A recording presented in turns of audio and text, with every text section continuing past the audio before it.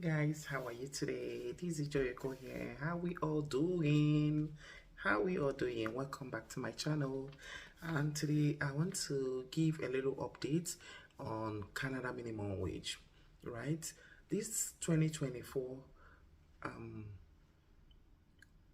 things are not getting easy. People are really struggling, and it has been since pandemic. Canada has considered that last year, April, and the minimum wage was increased and to 16.65, right? So based on that, people have still been struggling. It's not easy. Even increasing the minimum wage, some of the companies are struggling too, right? So things are people everywhere is still shaking. The interest rate in the bank from the bank is not easy. So companies are struggling too. So based on that, jobs hours are not being enough. People are not working 40 hours a week anymore. Most people that does like 8 hours, or people that does like 10 hours have been reduced to 4 hours, so that owners of the business can be able to coordinate and manage their businesses, right?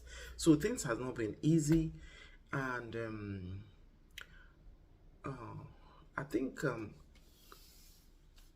in increasing minimum wage right now is not just increasing, because if you're increasing, what of the owners of the businesses?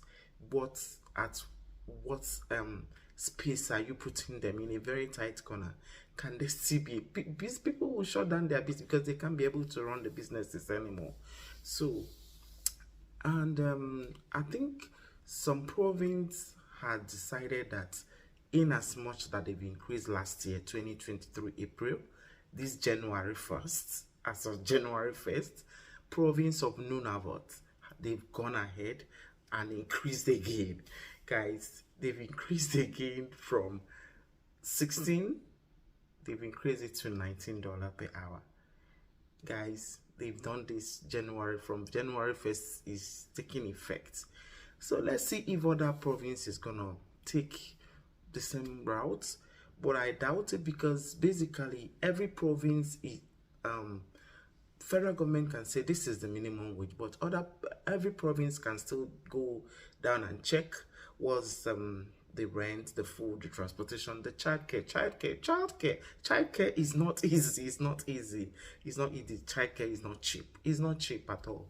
So the if they check all these things, that's the criteria they use to decide what the minimum wage will be for the province, right? So some province has still be like very low, very low, very low, and some are still up there, like as usual. Nunavut just increased their own again after increasing last year April, and they are the first to do that. And other province, I believe maybe they are discussing towards that to see what could be the best for the citizen, because citizens, everyone is really struggling right now, like seriously. It's not easy. Yukon province has been the highest. They've been on 16.77, as much as the federal government approved for 16.65, but Yukon has been on 16.77. So let's see if they're gonna adjust their own, because they've been the highest all this while. They've been the highest. And Saskatchewan has been the lowest, and I believe based on the cost of living in Saskatchewan, probably that's why they still maintain the lowest minimum wage in Canada. So that's my own take. I believe that's why they're still the lowest paid in minimum wage. And I believe the cost of living is basically relatively not that easy, because this cost of living they're talking about, most times I don't know if the job is really there, because it's not like on the mega city. I don't think they have a mega city where you can have all the jobs. But I believe people are in that province, right? And they are making it, and they have a lot of students, they have university and all that. I don't know how. And this minimum wage too, is not the same to the students. Students have their own fees. So I know people coming from Africa coming to school here, they have 20 hours to work in a week, and some 27 hours, 26 hours, depend, but they don't work up to 30 hours a week. So if you're taking that, and people from back home will say, okay, I've paid your school fees, come to Canada, when you work, you just be paying your fees. It's not that easy. They can't do it. If the finances are not there for you to come and study, it's not easy. People are getting stranded here. Get your facts straight.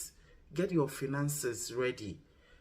You can do your work and save some money, but not for school fees. I don't know how lucrative you can get the job that will pay you as a student, and the minimum wage is like 16.65, and as a student you're not going to get 16.65. Probably you'll be getting like 14, maybe in Ontario or some other places that pays higher, and like Ontario is 16.65.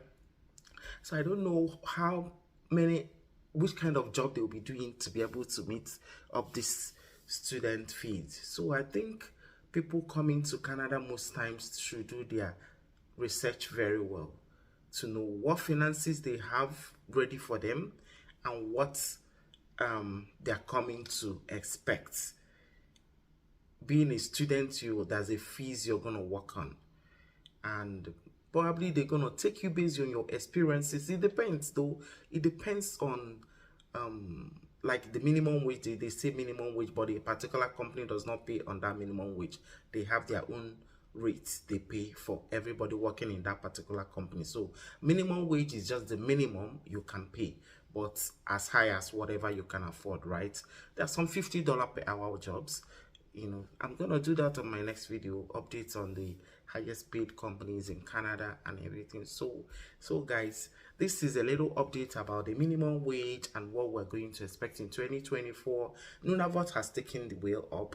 They're already on the $19 per hour increase. Nunavut, thank you guys. At least people are struggling, right? It's not easy. It's not easy. It's not easy. In as much I'm giving them thumbs up, I know company owners too, they are struggling. They are taking loans to run their businesses. Loans are, interest rates are so high. I mean, oh God, I hope help comes so soon for everybody. I believe so, and I wish everybody all the best. So if you're coming to Canada, do your research very well. Check the minimum wages, check the best city for you, your discipline, your kind of area of the discipline you want to work.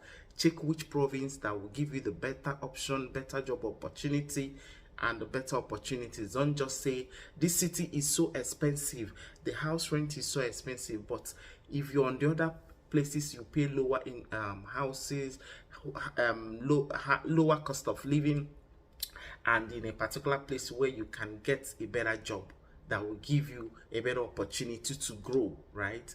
You think is high. I mean, check it very well. When I came to Canada, I was in Quebec. I was in Quebec for more than 4 years, right?